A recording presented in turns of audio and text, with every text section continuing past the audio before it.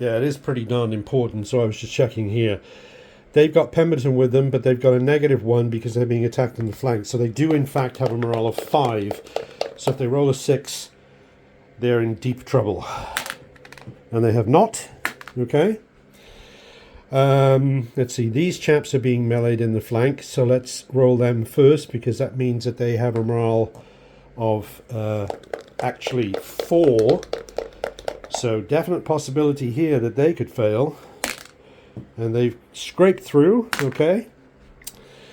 Crocker attacking here. He's hitting the enemy in the flank. That gives him a +1, so that means he actually can't fail, okay. Sorry, it's the 2nd Brigade of Crocker's division, commanded by Colonel Sandburn. Right, Crocker's 1st Brigade here. They've got a morale of 5. Don't see anything negative happening to them. And they're fine. Then we've got Lee's 2nd Brigade there with a morale of 5, not being attacked in the flank. Ooh, that's important. They failed their morale test anyway. So, let's see, they are going to be disordered, and it's a melee, so that is rather important. Okay, so let's see, must not forget. We can get that out of there carefully. Here we go. That means they're no longer stationary. That's a huge factor. Okay. And finally, Logan's 1st Brigade has a morale of 5. See what happens. And they're okay. Alright, looks like we've done all our morale tests. So the big results there were that they became disordered. So maybe there still is some hope that Lee's division can be forced into exhaustion. And let's see, they became disordered. Not a huge factor. They're only going to roll 1 die. And of course, that brigade that was there routed Osterhaus, and they would have only contributed 2 dice with saving throws. Think of it like 1 die, if you like. So, yeah, not bad results for the Union, but a bad result here for the South. And yes, they became disordered here as well, these troops down there. But as I say, that I don't think that's going to make any difference to whether or not a victory can be obtained by the Union. Right, so now let's do the combat dice. Right, so here we are. Yes, things are looking very colourful. And of course, because of the rifled musket, with its whole business of having 7 dice on a stationary melee, we've in both colours we've run out of dice. We've had to supplement with other dice, these being white dice. So we'll get it all sorted out. Anyway, starting off down south, we're going to start on Bowen's division, because that might affect whether or not that gets exhausted, might affect what the Union commander chooses to do up here. And as we can see, we've got some severe congestion, so I've had to set aside some of the piles of dice. There are 2 piles here for the Confederates, both with 7. 1 belongs to them, and 1 belongs to them. Right. So, anyway, never mind that. Let's get on to it. So down here, we've got the melee going on, and so these chaps have been charged, and they're being fired on by them. And I think we just sort of get on with that. There's no decision about, well, should I fire at them or should I fire at them? You know, this sort of thing. Yes. So I think we'll start off with these chaps here, because they don't have any other target that they could shoot at anyway. So they are, of course, looking for 6s. And they've got nothing. Right. All right. No saving throws. This is rather crucial now. Here we go. These chaps meleeing, looking for sixes. And oh, 3 hits. No saves. So for sure, Bowen's, let's see, 3 hits. They already have 1 hit. They're almost, yeah, let's say they're pretty well bound to lose the melee, which means they would rout, which would mean that they would no longer exist. So the Union commander is happy that that Bowen's division is going to be exhausted. So that means he only has to exhaust 1 more division to win the battle. Okay, so we'll leave those there. All right. So that was the thing I was thinking. Unfortunately, there isn't the angle there, is there? No, we already know about this. They can't fire at them. Not that there would be any need to do that anyway, is it? It's already... All right, well, they'll fire at them anyway, will they?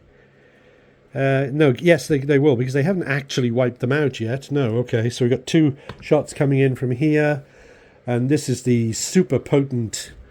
Yeah, this is close range heavy artillery, so hit on a 4, 5, or a 6, no saves. And that's, there we go, there's a 5, so that's 4 hits. They have been wiped out where they stand. Right, poor old boys. They've just been, boys have been hit awful hard. Okay, so, well, they get to retaliate, go down in a blaze of glory. So they are, of course, meleeing with these chaps here. So let's see what they can do to Blair. And these will get saves because they are disordered. And, oh, look at that. They didn't get any hits anyway. Okay, so that went all the Union way. And then those chaps there can... That's right,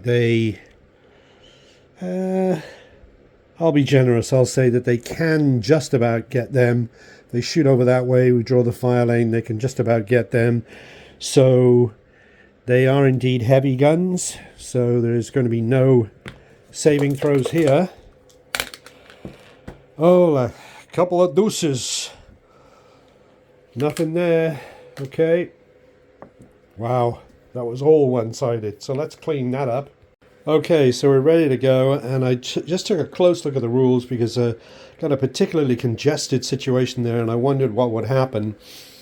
This unit here, Lee's one of Lee's brigades, as we can see, they're being flank attacked here, frontally attacked here, and I wondered what would happen if they lost the melee and had to skedaddle.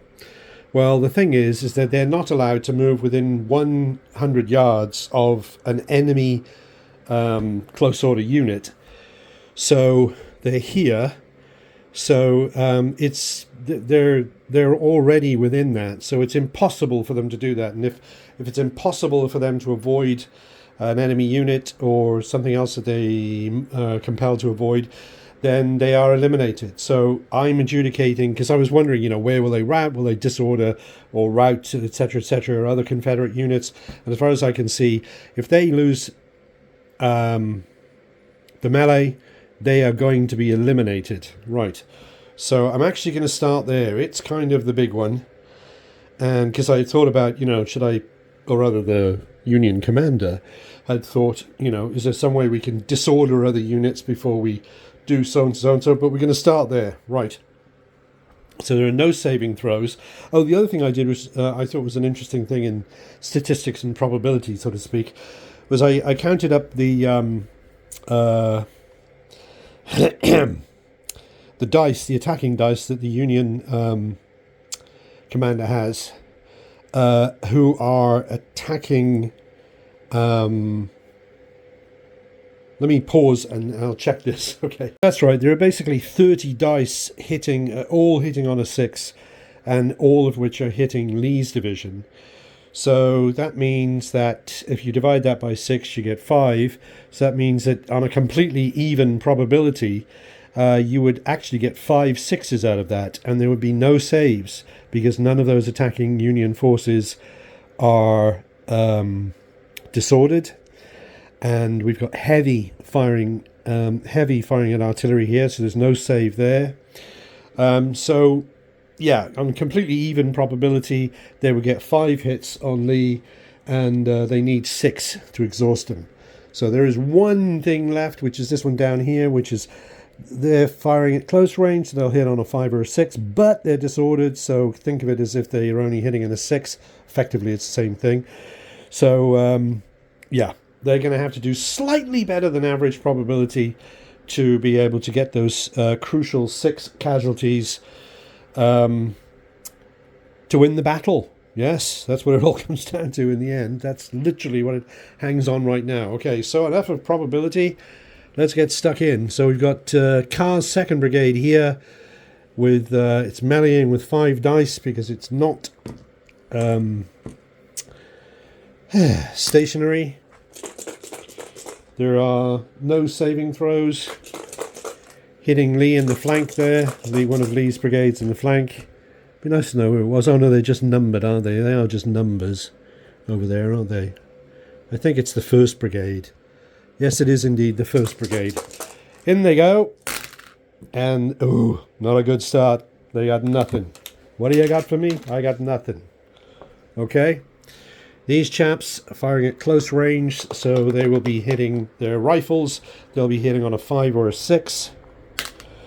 Nothing there. It's not a good start. Okay, have faith, have faith. We got 5 going in here from Crocker's 3rd Brigade. Yep. Only 1 hit. Okay, there's a hit. Alright. So far, not doing so great. Then we have, well, let's continue that melee. So we'll have Lee's 1st Brigade, which has got its stationary, so it's got its full 7 dice meleeing back at the 2 Union Brigades that attacked it. Let's see what they can do. They've got their 2 hits. There are no saving throws, so they won the melee. Okay, we'll put 1 of those on each one. There we go. And that's that. Right. Okay. So now we've got here. Yeah, we got 5 melee dice coming in there from Crocker's 2nd Brigade against Lee's 1st. That must be the 4th Brigade. Apologies. Right, here we go. And we got 2 hits on them. Okay. Oops.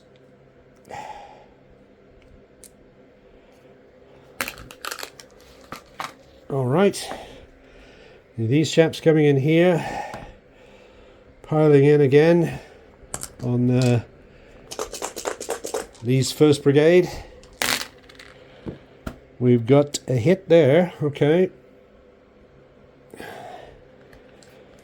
Alright, so where do we stand now? That was a lot better, wasn't it? So, as we can see, there are 4 hits on Lee's division at the moment.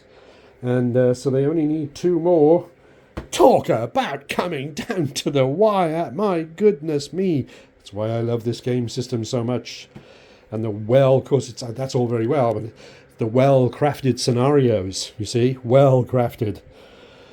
I think I'm going to have a sit down. All right, calm down. Right, now, we've got Logan. Wait a minute, no. Yeah, come on, do this properly, do this by the numbers. No, they get to strike back. Right, so Lee's 1st Brigade, which has taken 3 hits.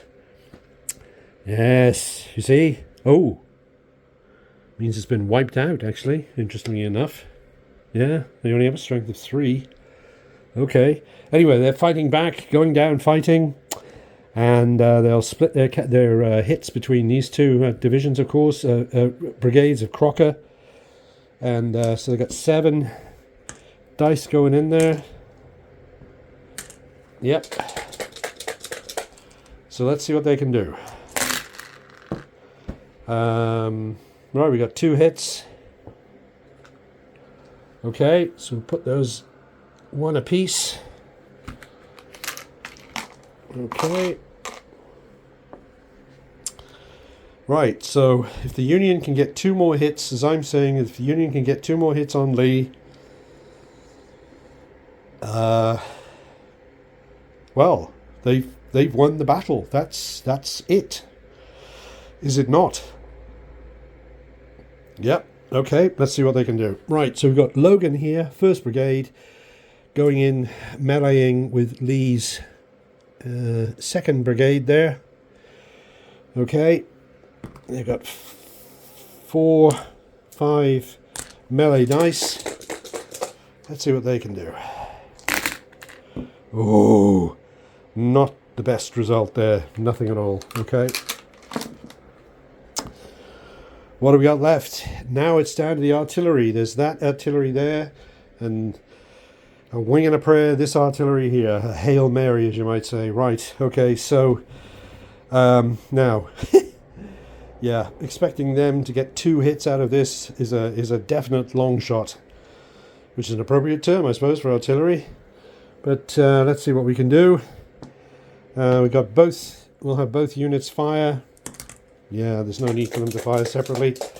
So as we said, they're firing at the artillery over here, which has no saving throw because it's heavy artillery firing at them.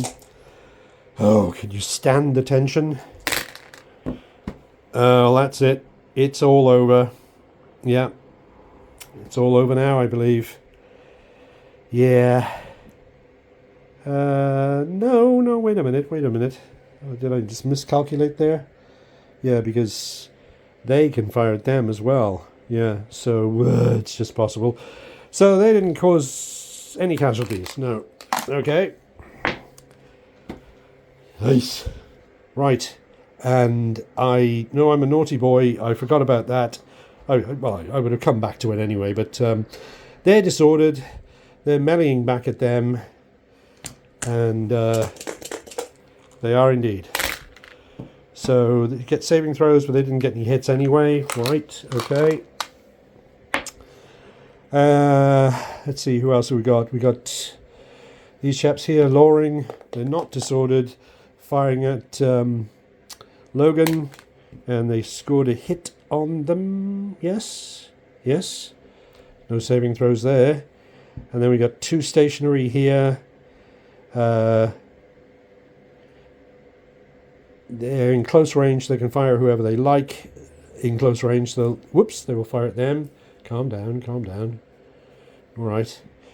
So they're hitting on 4, 5, 6. See how much damage they can do. And they've got a hit.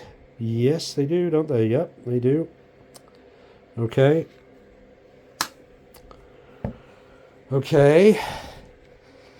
Oh, right. So let's see. If the Union can score 2 hits over here, then they have won the battle. And if they fail to score 2 hits over there, then they have lost the battle. Right. So these units here, you might sort of say, why didn't you have them fight? As far as I can remember, there was just no way to orient them where they would have been able to get a shot at them. So there we go. Okay, so we're going to be hitting here. We're going to be hitting on 5 and 6. Here we're going to be hitting on 6s. We're firing at them. Okay, so right here we're hitting on 6s. No, it's over. The Union didn't win. And then final shot from the artillery. But how many? 5 or 6. That's a hit. Would you believe it? So according to me. Oh my golly gosh.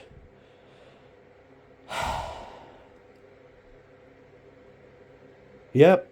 I mean, it's, you know, I've been playing this game solo and filming it and all that sort of thing for,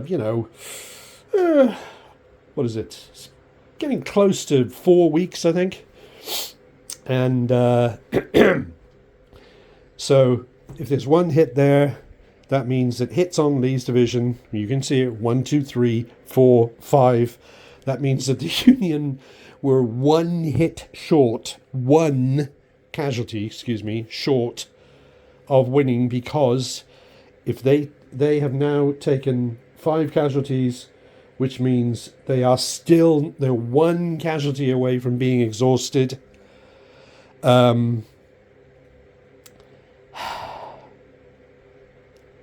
Is there anything that could change that? Not if the savvy... Yeah, you're going to need... Just to make absolutely sure, the savvy Southern commander in his turn should make sure that the Union can't fire at him. So that would mean you'd have to be able to move away to make sure you weren't within the close range of the enemy, because if you are, the enemy can fire at you, obviously. So that's not the case, of course, with infantry in this period, unless they've got advanced weapons, all that sort of thing, cartridge weapons and so forth, because they have no short range. But it is the case with the artillery. I'm just looking at it, so that would mean that the artillery that can fire... yeah, so you've got that one there. There's one there. 1, 2, 3, 4. That can... They have to be able to fire... No, they have to be able to fire on Lee. Yeah, getting hits on Loring. Well, unless... No, wait a... Whoa. Unless we had an enormous number of casualties now on Loring, but you've got to get 5 on Loring to exhaust him. And Loring is here. And there are only 4 dice pointing at him. So that's not going to happen. Right. Yeah, so I'd say it's pretty well over for the Union then. It means they missed it by a whisker. But anyway, let's carry on and do let's do the rest of the turn. Okay. So, let's see. These chaps, because they were fired on, they can fire back at them. Okay. Yep. There is a saving throw because they are disordered. Okay. Alright, there's a hit. Let's see if it's saved. It was not saved, so there's a hit on them. Car Brigade of Car's Division. Okay, that's done. Yes, over here the question was, let's see. There's a lot of firepower here, 15 dice, because they're all stationary.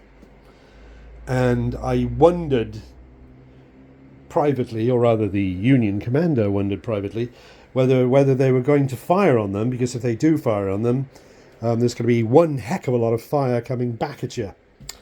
And of course, that's not really a problem for the Union commander unless he's thinking of, his memoirs and what history will record, because, as I said, even if all 4 of them fire at them, and even if all 4 of them scored a hit, that still couldn't possibly exhaust Loring's division.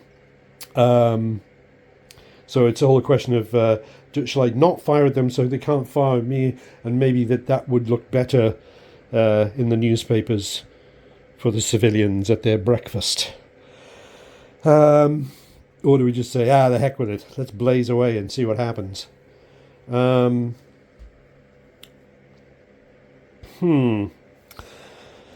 it's only a question of... It's I suppose it's a question of, like, those guns there, for example. So they will be able to fire at Loring in the Confederate turn, unless Loring gets out of the way. So to do that, he could make a free-facing change, and he could just sort of go back to here, yes, because that would put him out of range. But what about them? I mean, is there enough room to do that?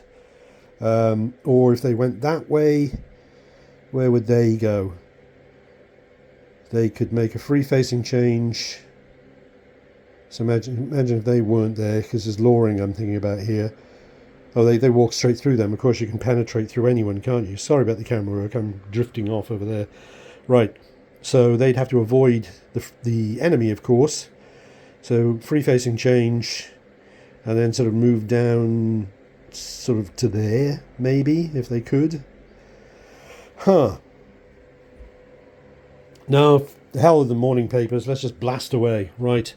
So here we've got These chaps are short range heavy, so they're going to be hitting on 4, 5, or 6. Let's say they will. Doesn't really matter who they fire at, I don't think, does it? One will fire at Featherstone here. 4, 5, 6. Nothing doing. And the other one will fire at Buford. And there's a hit on Buford.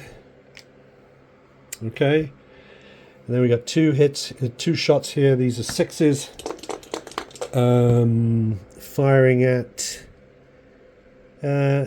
let's fire at Buford, because that will minimize then who can fire back. Sorry, ignore those dice. Well, no, I rolled 2 dice and neither one of them were any good. They weren't hits, so we'll... No. Sorry, I got confused there. I thought I was only supposed to be rolling 1 die. Yeah, they missed. Okay. But because they didn't fire at them, they can't fire. Right, so we're not having them firing at anyone. Okay. Remember, this is the Union turn, so they're not allowed to fire defensively. And that was a bad choice, yes. Because they fired at them, they can now all fire back at them. As I say, it really doesn't make much difference now. It's certainly not going to affect the victory in any way. Right, so they're firing at Crocker's 2nd artillery unit. And they've got, look at that, they've got 2 hits. And they've wiped them out. Right, okay, there we are. And then we've got 5 shots here, which can be fired at... oh no, they should fire back at the artillery, because Hovey is not going to be able to fire at them in the Confederate turn. It doesn't make any difference if they fire at them, but if they fire at them, they might be able to eliminate them. And I forgot something there, didn't I? Yes. They qualify for saving throws. Right, those are misses anyway, up from the muskets. They're deployed artillery and they're not being fired on by heavy artillery. So they both qualify for saving throws. They can get them anyway, so they still have 2 hits on them. Right. Woo! And that's it. Now I do need to sit down. Right, it's unlikely to be the most important thing that's happened in the battle, but we are going to roll to see... this should be done at the very end, I realise, but let's just get the dice rolling out of the way before I do all this lot. Just going to roll to see if Bowen's morale collapsed. Taken 3 casualties this turn, and well, let's see. Right, that means he passed, right? Yes, it means he passed. Okay. Well, now, come now. I'm sure we all know that he actually took 4 casualties this turn. But anyway, rolled a 5, so he's okay. And there's Osterhaus. Yes, he took 1 casualty. And, oh, morale collapsed. Right, we'll sort that out. Yes, I know. I haven't done it. I know. We got a roll to see if Pemberton was hit, and we got a roll to see if U.S. Grant was hit. So we got a blue and a red die in here. A 6 is a KIA. Let's see what happens. Oh my god. Right, well, history definitely changed here, because not only did the Union not win Champion Hill, but Ulysses S. Grant, who would have gone on to be a fine commander and a talented commander, and indeed a president, and get his face on the $50 bills, but I'm afraid he has fallen here in the big charge that went in against Lee's 4th, where Carr's men were repulsed back to here, and he has indeed fallen. No more 'tis but a scratch, he has fallen. Okay, here's another detail. Crocker has become exhausted, or rather Colonel Sanborn, commanding Crocker's forces. And so we've got Crocker's, he's got 2 brigades left here and here. They're being temporarily commanded by the Corps Commander. He's also got a unit of artillery somewhere over here. being commanded by the good colonel himself, who's up there. Okay. Anyway, so we've got a roll. They took, let's see, where are we? Crocker. They took four casualties. Yes. So a 5 or a 6 is okay. Otherwise, morale collapse. They're okay. All right. And here we are, the final player turn of the game. Confederate turn 11, which is 8 p.m. And not a lot has happened, but basically the Southern commander has sagely done what he can to stop the Union causing any more casualties and winning the battle. There's only one situation in which that might happen, and that is here, because we have Lee's 4th Brigade here that did so well in the previous player turn. Problem for them was that they were not in a position that they could make a move that wasn't going through somebody else's zone of control, which of course projects 100 yards in front of the unit, but also 100 yards to the side of the unit extended along its front line, as I understand things. So let's see here, get a pencil. So the problem being, now these chaps, as we can see, are facing this way. That's where they were in their attack. Oh, we've got some set dressing too. We've got a little bit of set dressing here, and clearly there's been some fighting going on down here. Yes, I know. They probably wouldn't have, someone would have been around to pick up the colours, and but apparently not in this case. A bit of set dressing. Okay, fine. Anyway, so the problem is here. If they move in this direction, their zone of control goes along their front, and remember, it's 100 yards, so that's like out to here-ish, and it goes down here, and let's see for the camera, comes down here, but it goes down there as well, up to about there, okay, 100 yards. So they can't go that way. They could try to go, okay, let's try to avoid, let's go that way. The problem is then they run into the zone of control that's projecting in front and slightly to the side of that unit as well.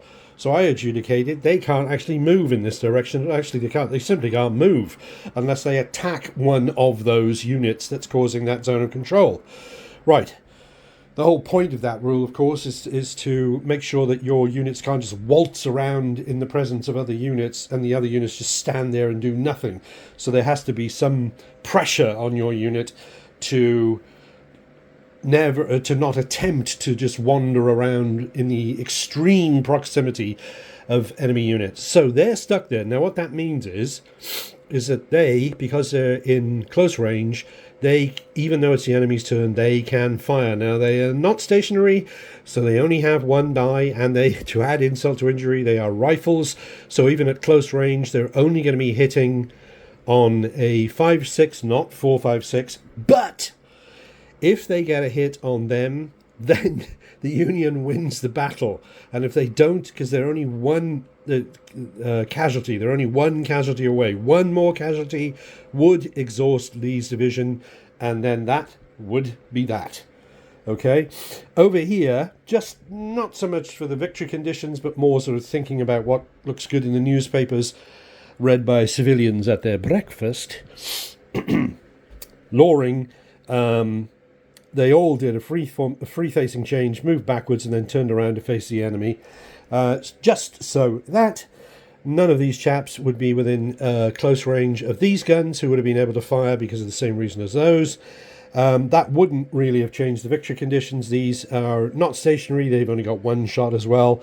And 1 shot on Loring is certainly not going to, because he can take, let's see, he can take 2 casualties, but if he takes 3 casualties, then he would become exhausted. But there's no way for that to happen. Also, Bowen, who only now has his artillery left, it's extraordinary that he's not in a collapsed morale state, but he's not.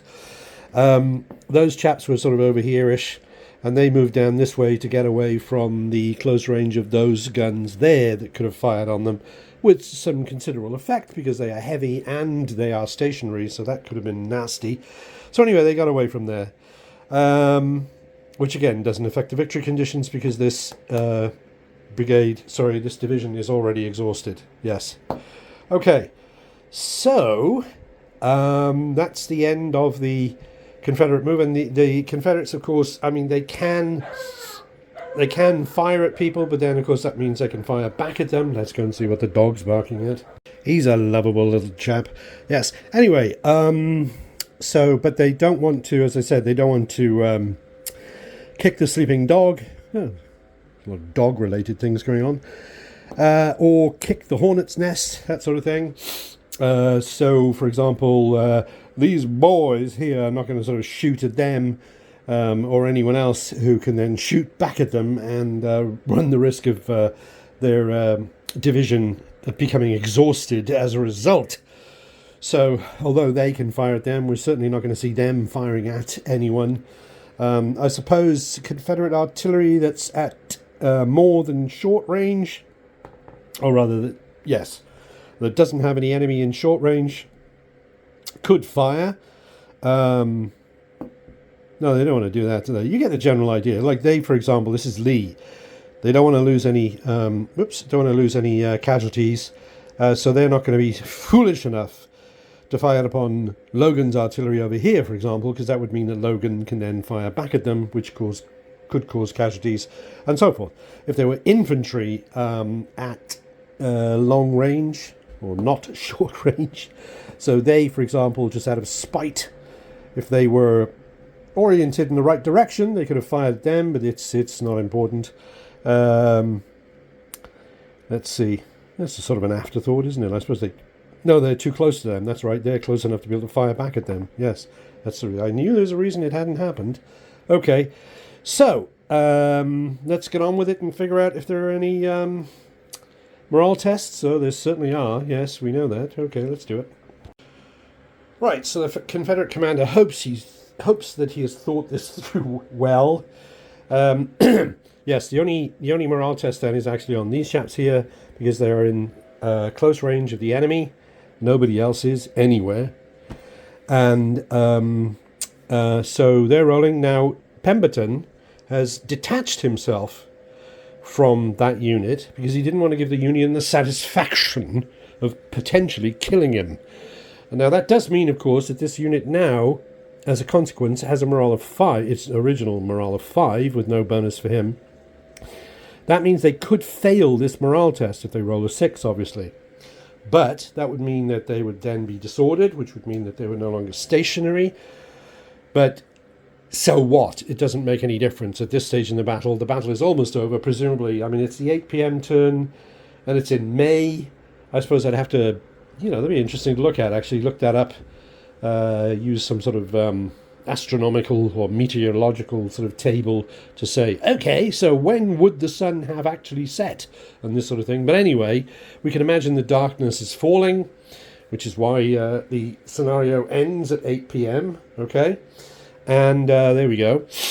So even if they become disordered, and even if they then hit them, oh well, they'd take another casualty, they'd be disordered, they wouldn't rout or anything like that, but it would mean that the division would become exhausted, at which point, if the morale collapsed, they'd rout. But the whole thing is, the key thing is the exhaustion, isn't it? Yes, of course it is. Do they become exhausted? Right. I know I'm sort of belaboring the point, but I'm just sort of thinking out loud as well, so I'm afraid we're stuck with it. Right. Okay, so there is a morale test there. Yes, so if they roll a 6, then they are disordered. So, and I don't have my shaker with me. Let's do a proper job. I'll get the shaker. Right, so this is not the last die roll of the battle, but it is the last morale check of the battle. So it's Lee's 4th Brigade. Let's see what they get. And would you look at that? They just... Captain, we're gonna take it anymore. So, yes, they've lost their stationary status. They have become... There we go. They have become disordered. Okay. There we are. See, I'm terrified at this point that I've neglected to consider some twisted set of circumstances. But anyway, so Pemberton's okay, but they've become rather nervous. Right. Okay, so there it is. Smith's divisional artillery, his rifled field guns. They are firing at these chaps here, Lee's 4th Brigade, who are disordered. And close range, do it by the numbers. They're firing close range. Their rifles, so it means they hit on a 5 or a 6. They're not disordered. I don't see any other factors involved. No, it's all on this one. What an extraordinary set of events. It's actually the last die roll. There is no other combat. I've checked. There's nowhere else at I think there were a couple of situations where the Confederates could have fired, but that invited getting fired back, return fire, counter battery fire, that sort of thing, such as here, and I think there as well. I'm not sure they've got the range being field guns, but anyway, they're not firing. So it's just here, them against them. So it's the last die roll. On the last turn, there is but one combat die roll. And on this die roll hangs the result of the battle. So if they get a 5 or a 6, they get a hit. They exhaust Lee, and they win the battle. Okay? A good shake. If they get a 1, 2, 3, 4, and Lee scrapes through by his teeth, as do indeed the entire Confederate Army, under the command of Lieutenant General John C. Pemberton. Okay, here we go. Well, that's fairly conclusive. Nah. Okay, so they missed desultory fire. So that means that the Union have failed to win. There's nothing in the scenario notes about a draw. And we'll get to that. We'll get to the whole philosophy of the thing. And I've got some things to say about the victory conditions for this scenario. But they missed it by an absolute whisker. The very thinnest whisker imaginable. A very molecule of a whisker. Okay, I better have a sit down and think about this. Well, here I am, sitting by the fire, reading Hawthorne, cup of decent coffee. Come on, name that movie. Well, we'll leave that one. We'll move on. Yes, no, I'm not sitting by the fire because it's very warm here in the July of 2025 in southeast Wales. Or are we in Mississippi at Champion Hill in the May of 1863? Well, so, yes, a thoroughly satisfying battle, I will say. This, of course, remember, was you take the battle that is in the Battles of the American Civil War book for Volley and Bayonet, and then you modify that using the published errata from gosh, I do apologize, I can't remember. I don't know if it's not, I don't think it's by Chadwick. I don't know if it's by Novak or if it's by one of their, dare I say, Confederates. But anyway, the officially published errata, which explains how to modify the map, that the map should be modified, and also floats the idea of optionally having S.D. Lee's division arrive controlled by a die roll, which is what we did here. And of course, the other thing I did in this was, due to the size of my table, was I had to shave off a couple of feet, basically, to the east out that way, shave off a couple of feet on that side of the table, and then just time the arrival of the Union forces to take into account that they had to march from an imaginary table edge in the distance to the east, and basically sort of go from there. So yes, let's see, point by point, if we can do that. Right, I had actually played this right about the time shortly after V&B came out. So way back in the, I suppose it was could we call it the late 90s? And as I remember, it didn't look like there was much of a chance for the Confederates to stick around for very long without being completely wiped off the face of the earth. So, of course, this is different because there's the map has been changed as well. But I definitely think that the arrival of S.D. Lee's division is essential if you want to have an interesting game from the point of view of the victory conditions that are in place for the scenario. If they're not there, if that division doesn't arrive, then as far as I can tell, it would be a bit of a walkover for the Union player. It might be... no, I'll just stop there. It would be a walkover for the Union player. That's right, it'd be more historical because in the real battle, S.D. Lee and his 4 brigades didn't arrive. And of course, you've got, what have you got? You've got 9, let's see here. I'm pretty sure the South started out with 9 brigades, didn't they? Yeah, they did. Okay, 9 brigades, so you have the further 4 with S.D. Lee, and of course 2 units of artillery as well. So if you watch this battle all the way through, you can imagine that if S.D. Lee had not arrived, the South would have been all three divisions of the Confederates would surely have been exhausted by the end of the battle without any question of doubt.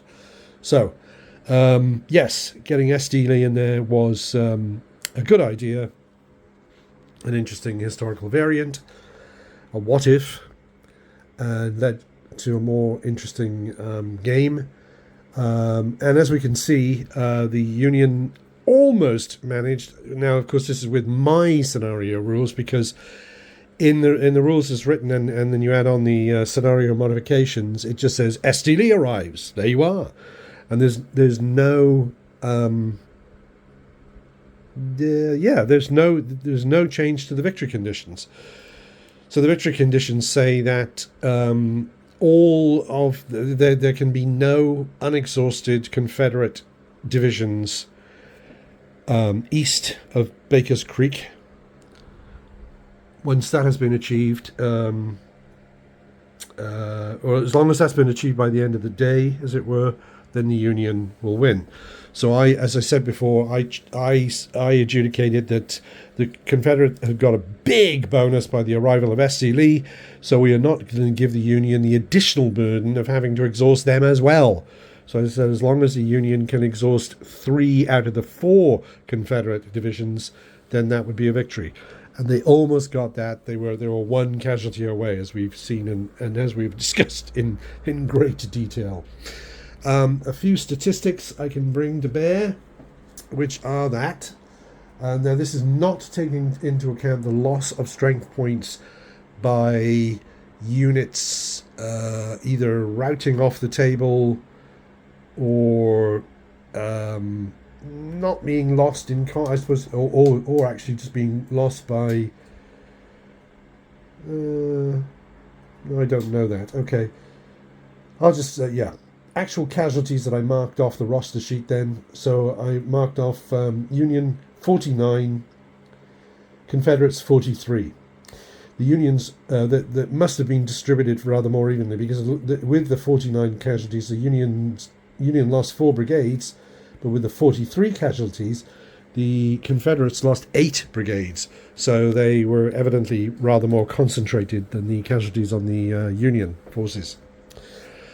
Of interest, what else of interest can we see? Well, one thing, just sort of not a particularly crucial thing, but there we are. Down here, we can see, let's see, those, what do we got? Yeah, there we go. There's one of MacArthur's division, another MacArthur division, and another MacArthur division, and his artillery down there. So they're all completely pristine. They don't have a spot on their nice shiny uniforms. Well, certainly nothing that was picked up from this battle. So they arrived and they tried out. The northern commander did his best to get them into action as soon as possible. As it turned out, they saw no action. They were close to it. I mean, there they are there, and there's the enemy there on the other side of a crest line by the look of it for certain. But no, they weren't quite able to get their teeth into the enemy. Obviously, if the enemy had still been holding the line and they'd been sort of up here, then, well, things would have been different. But yeah, so the arrival, if you do play this game, I wouldn't count too much on the arrival of MacArthur, because by the time he gets there, most of the decisions will have already been made. Let's see, what else? I don't think, I mean, obviously your view may be different because you've been watching the series. Maybe I'll zoom out a bit. Okay, you've been watching the whole production. But let's see, where are we going?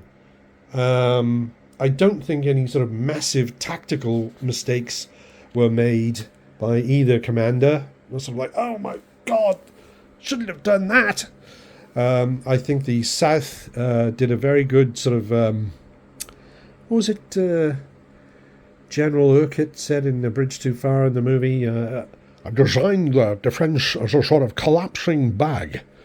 And yes, that's what they did. They just sort of slowly pulled back, and kept their sort of perimeter of sorts. Now, of course, it's down to this here, which is just going from here up to here and down to there. So they're very, very much closed in. So we can say, of course, oh, well, now, of course, the Union would probably just wipe them out. This is an impassable barrier here, Baker's Creek. But, of course, now it's supposed to be night's falling. So presumably, I don't know, maybe boats could have been brought in or something. Or maybe the boys could have crept off down here. And it being so dark and all, these chaps wouldn't have seen them. I don't know. But yes, the Union mission was not accomplished. They didn't hit them hard enough in the required time window, as it were. Okay. Let's see, what else? Well, let's see. This was, I think before I might have said that this was my first V&B Civil War battle, which is not the case, as I've already said. I did play... no, I don't think I would have said that. I think it's the first one I've done in 15mm, but it's actually the first big one I've done in 15mm. I did do Perryville, where if you look at, there's a good example, these chaps here, where I was using each one of those little bases there as a division. So that puts them about the same size as the size of the bases I use when I'm playing this in the centimetre scale, where a division is... a brigade. A brigade is 30 centimetres across the front there. 3 centimetres. Good Lord, come on. 3 centimetres across the front. Right. But I did not like the look of that, because you've got the sort of, then you've got, incredibly tall men standing on this sort of brigade frontage of 3 centimetres. So I didn't like the look of that. So here I'm using the same... horizontal scale as I do with my 20mm figures that I've done so many of the Napoleonic battles with. And I really do like the look of this. I'm glad that I took the figures that were based for Fire and Fury, as I mentioned, and put them onto these 60mm wide bases. So, yes, I'd done... there was a Perryville scenario that somebody had posted long time ago, and that was a very small battle, so I can't remember too much about it. Played it with a friend of mine many years ago, probably 15, 20 years ago, possibly. But before then, I had played Gettysburg at the centimetre scale. I think I got about as far as getting through the first 2 days, and then... I think I basically lost interest because it looked like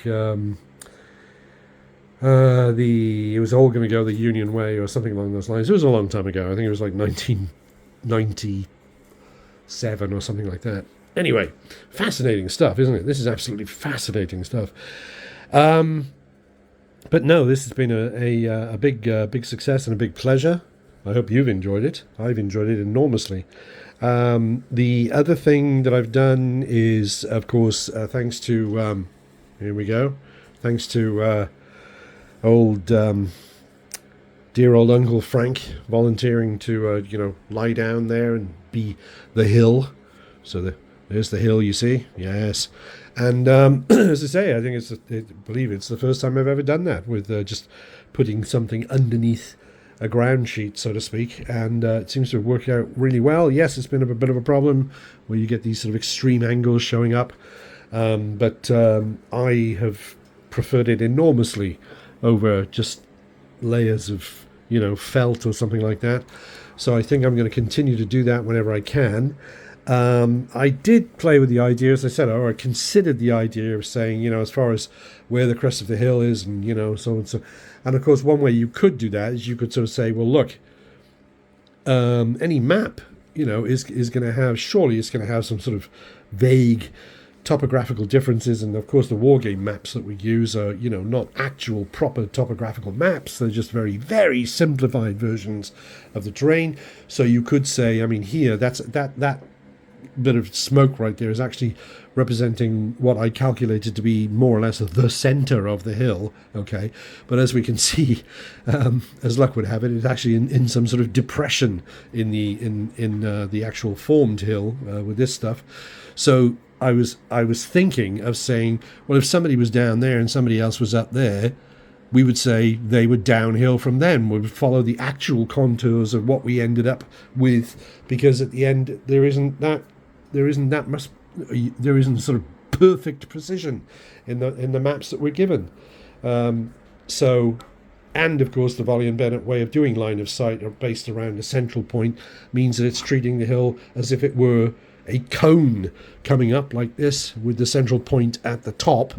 And that can lead to some slightly unusual things happening. It's obviously it's an abstract concept, which will sort of always work, as it were. But it does seem to me it does produce some unusual effects. But anyway, so I'm not quite sure what I'm going to do in the next one. As far as am I going to mark the center of the hill and use the traditional Volley and Bayonet measuring, or am I just going to follow the contours of the hill and say, someone up there is uphill from them? I don't know.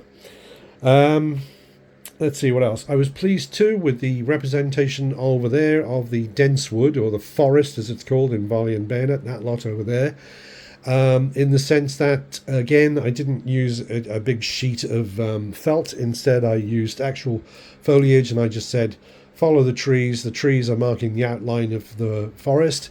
And then I sort of filled in the gap with foliage. And as far as I'm concerned, it was perfectly satisfactory. Because there was going to be so much action, and because of the hill and everything like that, I did use a different kind of fabric here, of course, for that forest there. I didn't want too much sort of vagary there. I was fairly pleased with this business of indicating the edge of the hill. You do need to know exactly where the edge of the hill is with these little tufts down here. Of course, the danger with those is that if you've got somebody standing on top of it, you might sort of forget the fact that there's a hill there at all, because of course, because this represents, here's the hill here. So of course that, the beginnings of the hill, the foothills as it were of the hill. So of course that means that these chaps here are uphill from those chaps there, you see. So, let's take a simpler example. There's the top of the hill. Okay, there it is. So those chaps are uphill from these chaps here. So, of course, it would be easy. I mean, imagine that commander was standing on that tuft there, and that commander was standing on that tuft there, and, well, looks like we're all on the flat here. So, of course, there's no line going along here, which there would have been if there had been felt or, some sort of wooden hill. But there we go. I do pride myself in my games of trying my best to follow the topography exactly as shown in the scenario maps. I measure everything out, and I don't just sort of lay a few roads down and a few hills down and call it Waterloo, so to speak. And that does mean it means a lot to me, because otherwise, you are going to end up with a fairly sort of generic version of the battlefield. So, and I like the battlefields to look nice as well, which is why I was pleased with the fact that I did pick up some TT track there, TT scale track, which is the closest to 15mm chaps. And just sort of put it down, as you can probably tell, on the same material that I'm using to mark roads, and it definitely added something. It's of no consequence in itself in Volley and Bayonet, except of course the fact that that is a bridge. It's clearly marked as a bridge, and so it would have served as a bridge if chaps had wanted to go across it. Indeed, was it somebody down here? Was it Logan? Was watching it until SD Lee showed up down here. Right. Sorry, that was another factor I wanted to discuss too, of course, was the arrival of SD Lee, which is determined by a single D6. And he arrived on turn 4, which I thought was entirely reasonable of him, because I didn't want him to arrive on turn 1, which would have been an immediate massive advantage to the Confederates compared to the previous scenario, and I didn't want him to arrive on turn 6, because then his effect would have been greatly reduced. So it was entirely appropriate and thoroughly decent of that southern gentleman to arrive in a timely manner on turn 4, neither too early nor too tardy. Anyway, right. Then there were the so I've done mainly Napoleonics, and I've done one battle from the American War of Independence. Did Brandywine back in the late 90s. So I've done recently, as you'll know from watching the channel, I've done several Napoleonic battles recently. Quatre Bras twice, Brienne and Poissy-Eylau, and looking forward to doing more of those. So now we have the American Civil War. So what did we notice about it? Well, of course, the main thing is you've got quite a lot of battles that have no cavalry, or if they do have cavalry, it's going to be minimal cavalry. So I look forward to fighting a Civil War battle in which there is at least some cavalry, not because I want to see some splendid charges, but because I would like to see some chaps doing very interesting tactical things, galloping off and then dismounting and setting themselves up with probably some rather fancy and expensive shooting irons, and getting stuck in with cartridge weapons or something like that. That might be interesting. But it actually, of course, does make things a bit simpler, certainly simpler than something like Napoleonics, because we also don't have skirmisher stands wandering around, and we also don't have the idea of, which I still sort of hurts my brain slightly, the whole idea of detached reinforcing skirmishers, which is to say, skirmishers detached from a brigade and then being used to reinforce it, which of course just means a line of skirmishers deployed in front of its parent brigade. Okay, yes, but yes, didn't used to have that in the old version of the rules. No, and of course some people like the new version, the Road to Glory version, less because of that, as one of the factors. But anyway, none of that here. No, don't have to worry about skirmisher units, and you have not had to worry about cavalry. And of course, with Napoleonic cavalry, you've got light cavalry, medium cavalry, heavy cavalry. You've got lancer cavalry. Lot going on. Horse artillery. I suppose there is horse artillery in the Civil War under the Volley and Bayonet rules. If you have cavalry units, I believe they can have horse artillery with them. If you had actual, serious cavalry divisions, that sort of thing. Serious? What do I mean serious? As opposed to playful? I don't know. I don't think I'm going to do Brandy Station, that sort of thing. Doesn't really appeal to me, but, just a few cavalry units scattered around hither and thither, that might be interesting. Yes. The other thing, of course, is you've got the much greater ranges of the rifled muskets. So Napoleonics is 200 yards, and here we've got 400 yards. So that means that, you can... Well, you can shoot from a longer range. Yes, no kidding. And of course, just an increase in the destructive power of the firepower, and also the destructive power of melees. But it certainly means that at a considerable distance, infantry can wander over to enemy infantry and stop and just start blasting the bejesus out of each other. And that can produce some pretty serious results, yes. Also interesting, of course, is the rifled artillery, because that means that although it's got a greater range, which is a very useful factor, it also then, of course, suffers when it's at close range, because it hits on a 5 or a 6 as opposed to a 4, 5, 6. Yes, good for long-range work, poorer for short-range work. Okay. Let's see, was there anything else? Yes, slightly off the subject, but I'm actually looking at a mistake of something I said earlier. I said they had difficulty moving. These chaps are facing that way, but even so, they have a... forget what I said. They're clearly facing this way.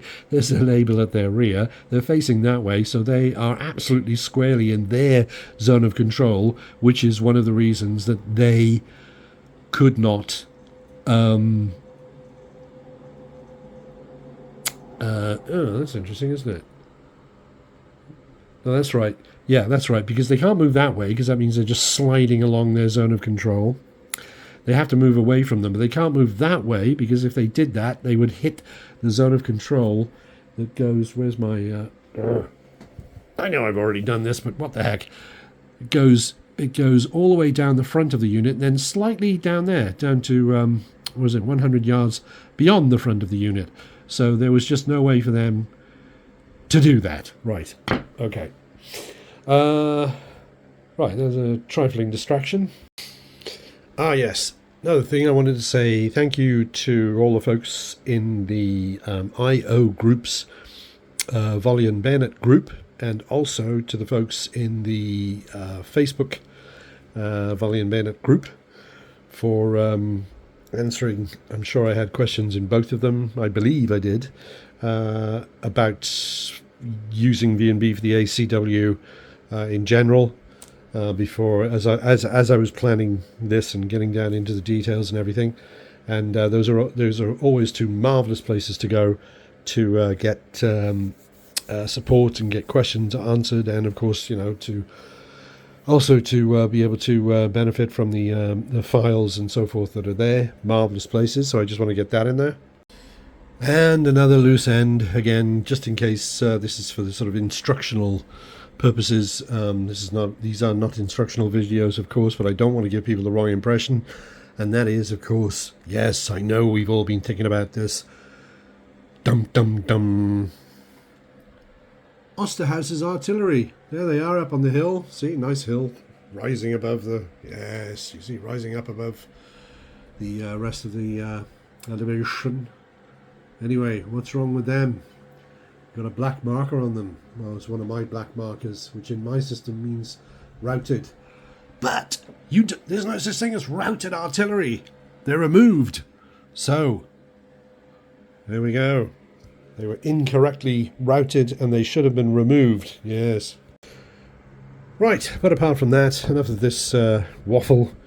I think it's time to...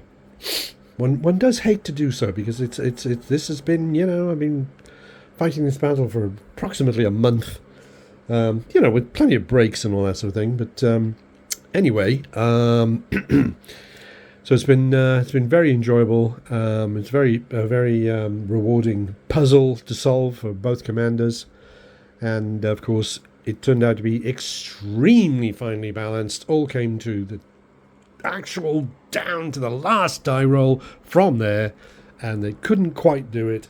So, of course, the other thing that Yes, all right. If you want to draw attention to this, and would be the attention would be drawn to it by civilians at their breakfast when they're reading the newspapers, is of course that black mark on the Union High Command was the fact that they encouraged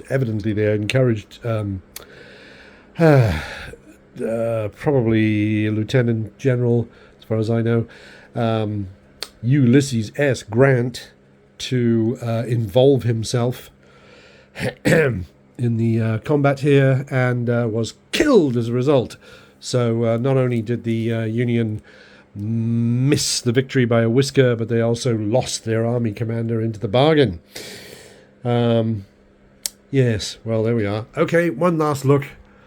Champion Hill, it's been real. So signing off now on the 20th of July, 2025, the anniversary of the moon landing, the first landing on the moon, yes. And with that, as usual, I say, here's to it.